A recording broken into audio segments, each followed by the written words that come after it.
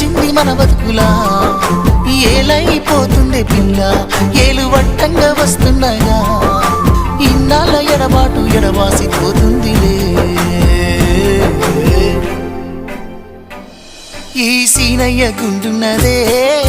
సినదారా నీ కోసము ఈ దూరాన్ని చెరుపుతూ తీరాల కగిరింది అందాల ఈ మానము ఓ బాబా చూస్తున్నానే